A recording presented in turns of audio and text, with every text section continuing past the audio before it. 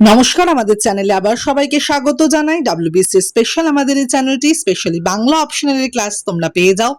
আজকের যে ভিডিওটা সেটা হচ্ছে আমাদের অনলাইন পেড ব্যাচের একটা ডেমো ক্লাস।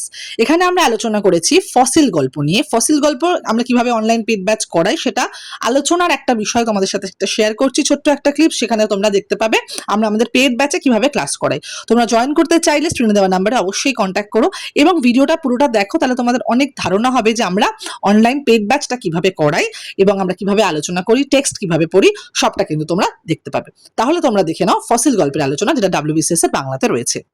এবার আসছে, ঠিক আছে। তাহলে আমি একেবারে প্রথম থেকে শুরু করছি গল্পটা সম্পর্কে। যেটা আমি বললাম যে সুবোধ ঘোষ সম্পর্কে বললাম, যে সুবোধ ঘোষের লেখা যে গল্পটা আছে ফসিল, তার মধ্যে আমরা যে বিষয়টা পাচ্ছি সেটা হচ্ছে গিয়ে সব থেকে গুরুত্বপূর্ণ বিষয় হচ্ছে আমাদের যে শ্রেণী দ্বন্দ্বের জায়গাটা পাচ্ছি।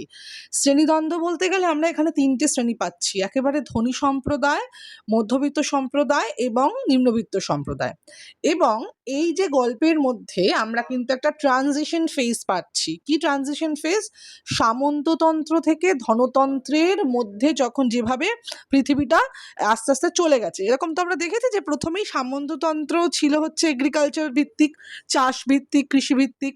সেখানে জমি ভিত্তিক বিষয় ছিল হচ্ছে গিয়ে সামন্ত প্রভুরা, জমিদার বলো, রাজারা বলো, তাদের আন্ডারে অনেক জমি থাকতো। সেখানে কৃষিকে ভিত্তি করে তাদের ভাগ চাষি থাকতো বা তাদের প্রজাদের এইরকমভাবে জমিকে ভিত্তি করে কিন্তু তাদের ট্যাক্স দেওয়া বা যাই কর দেওয়া এগুলো ছিল। তো এগুলো সামন্ত প্রভুরা আমরা দেখেছি।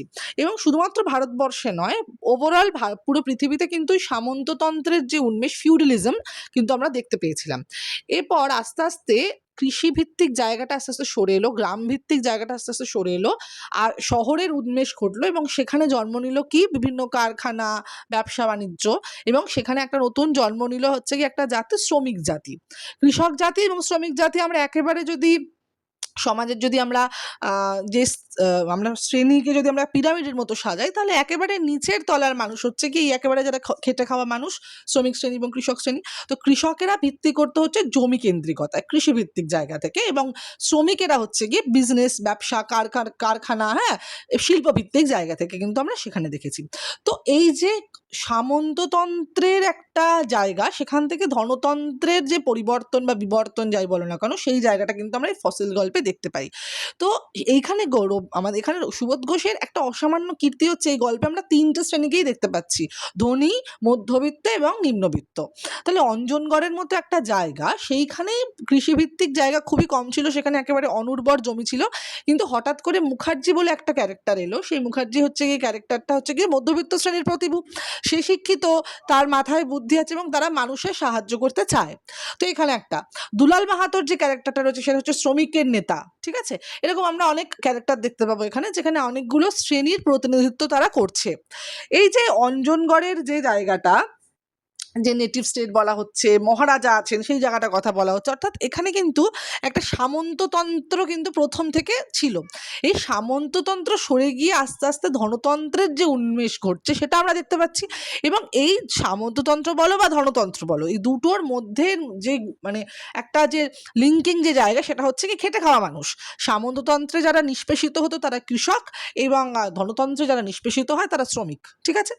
এবার আমরা দেখতে পাচ্ছি যে কৃষক শ্রেণী এবং শ্রমিক শ্রেণীর মধ্যে যে আপাত যে দ্বন্দ্ব তৈরি হচ্ছে, তার এবং সামন্ত প্রভুরা এবং ধনতান্ত্রিকতার যারা ধ্বজাধারী, এই যে খনির মালিক, খনি সমুদ্রের খনিক শ্রমিকদের যে জায়গা দেখতে পাচ্ছি আমরা, খনি মালিকদের দেখতে পাচ্ছি, সেই যে সামন্ত প্রভু এবং ধনতন্ত্রের যে প্রভুরা রয়েছে, পুঁজিবাদী যারা রয়েছে, তাদের মধ্যে আপাত বিভেদ কিন্তু আমরা দেখতে পেলেও শেষ পর্যন্ত দেখছি তারা কিন্তু একসাথে হাত মেলাচ্ছে।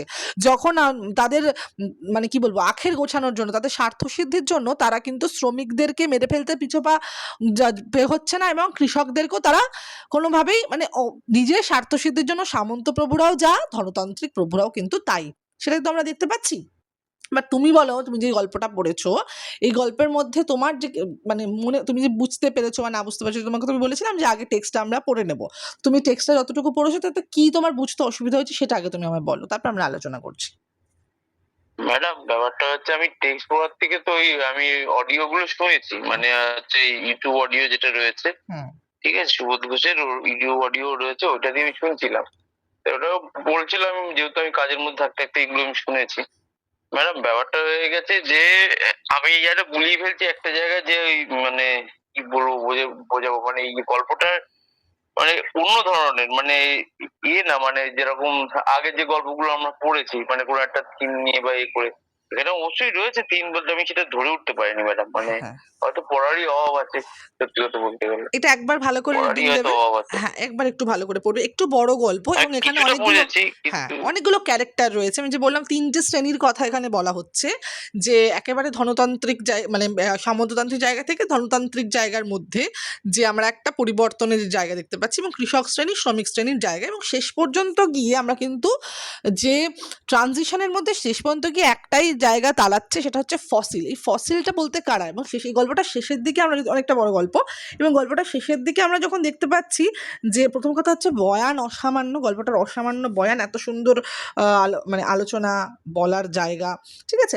তো যেটা আমি বলবো যে একেবারে গল্পের যদি আমরা শেষে চলে যাই, একেবারে শেষে যখন আমরা নামকরণের জায়গাটা কিন্তু পাবো। এই দেখো গল্পটার একেবারে শেষ প্যারাটা আমরা একটু পড়ছি, যে লক্ষ বছর পরেই পৃথিবীর কোনো একটা জাদুঘরে জ্ঞানবৃদ্ধ প্রত্নতাত্ত্বিকের দল উগ্র কৌতূহলে স্থির দৃষ্টি মেলে দেখছে কতগুলি ফসিল, অর্ধ পশু গঠন, অপরিণত মস্তিষ্ক ও আত্মহত্যা প্রবণ। তাদের সাবহিউম্যান শ্রেণীর পিতৃপুরুষের প্রস্তরীভূত অস্থি কঙ্কাল আর ছেনিহাতুড়ি গাইতা কতগুলি লোহার ক্রুড কিম্ভূত অস্ত্রশস্ত্র, যারা আকস্মিক কোনো ভূ বিপর্যয়ে কোয়ার্টার্স অ্যান্ড গ্রানিটের স্তরে স্তরে সমাধিস্থ হয়ে গেছিল। তারা দেখছে শুধু কতগুলি সাদা সাদা ফসিল, তাতে আজকের এই এত লাল রক্তের কোনো দাগ নেই। এই বয়ানটা কার? এই বয়ানটা কি কথকের? এই বয়ানটা কি মুখার্জির? এই বয়ানটা কার? এই বয়ানটা আমরা কিন্তু দেখতে পাচ্ছি কোথাও না কোথাও লেখক মুখার্জির মুখ থেকে এই কথাটা বলাচ্ছে। যখন মুখার্জি হচ্ছে গিয়ে একেবারে মধ্যবিত্ত সম্প্রদায়, এবং সে মানুষের ভালো চেয়েছিল, তো শেষ পর্যন্ত সে ধনতান্ত্রিকতা এবং সামন্ততান্ত্রের মাঝখানে নিষ্পেষিত একটি কীট মাত্র, তার এখানে কিছু বলার নেই। এবং সে যখন মানে তার শেষ পর্যন্ত যখন মারা যাচ্ছে, শ্রমিকদেরকে মাইনে ধসিয়ে দেওয়া হচ্ছে, খুন করা হচ্ছে রীতিমতো, এবং জঙ্গলের যে কৃষকদের আছে তাদেরকে, পুলিশ শ্রমিকদের, তাদেরকে একেবারে খনিতে চেপে দেওয়া, মানে মেরে ফেলা হচ্ছে। তো এই মেরে ফেলার পরেও কিন্তু যখন এটা বলতে চাইছেন যে ফসিল আসলে কি, ফসিল বলতে ইতিহাসের কথা বলা হচ্ছে। ইতিহাস কিন্তু কিসের ইতিহাস? এটা এই যে ইতিহাস আমাদের সবসময় সত্যি কথা বলে না। আমরা যদি প্রত্নতত্ত্ব খুঁজে যাই, সেইখানে কিন্তু এই যে এটা মুখার্জির মাথায় আসছে যখন তিনি নেশা করেছেন, নেশাচ্ছন্ন তার মাথায় ঘুরছে এই কথাগুলি, যে এই যে মারা গেল, যে খনি শ্রমিকরা যে খনিতে চাপা পড়ে যায়, তারা মারা গেল, মারা হলো রাদার, তাদের যে এই মৃত্যুটাই, যে খুনটা কিন্তু মানে পরবর্তীকালে যখন ফসিল হয়ে তারা উঠবে, জানা যাবে, তারা কিন্তু পরবর্তী প্রজন্ম কিন্তু এই খুনটার কথা কিছু জানতে পারবে না। অর্থাৎ ইতিহাস কিন্তু চাপা পড়ে গেল। এই যে ইতিহাস, এটা কিন্তু মানে প্রতিনিয়ত এই ইতিহাসই হয়ে যাচ্ছে, যেখানে যারা ক্ষমতা প্রবণ মানুষ, তারা যারা ক্ষমতাহীন মানুষকে প্রতিদিনভাবে নিষ্পেষিত করে, শোষণ করে, এবং তাদের কাজ ফুরিয়ে গেলে তাদের ছুঁড়ে ফেলে দেয়, তাদেরকে মেরে ফেলে। ঠিক আছে, আমরা যখন ইয়েতে দেখেছিলাম, টোপের মধ্যেও দেখেছিলাম, যে সে যখন রাজা বাহাদুর ছিল, সে তখন দম্ভের উন্মত্ততা একটা ছোট শিশুকে, মানব শিশুকেও তার শিকারের মানে শিকারের টোপ হিসেবে ব্যবহার করতে সে পিছুপা হয়নি। তাহলে দম্ভ মানুষের কাছে, পাওয়ার, শক্তি মানুষকে এমন একটা জায়গায় পরিণত করে যেখানে সে সেখানে সে মানুষের জীবনকে একেবারে তুচ্ছ মনে করে। এবং এই যে ফসিলের কথা বলা হচ্ছে, এই ফসিল বলতে গিয়ে কি, এটা কি ফসিল মানে কি? জীবাশ্ম, বাংলা যেটাকে বলা হয় জীবাশ্ম। সেই আমাদের যে সমাজ যে কতটা মৃত, আমাদের সমাজ যে জীবাশ্মে পরিণত হয়েছে, মানবিকতা যে জীবাশ্মে পরিণত হয়েছে, সেটাই কিন্তু কোথাও না কোথাও প্রতিকায়িত হয়েছে এই বিষয়গুলো থেকে।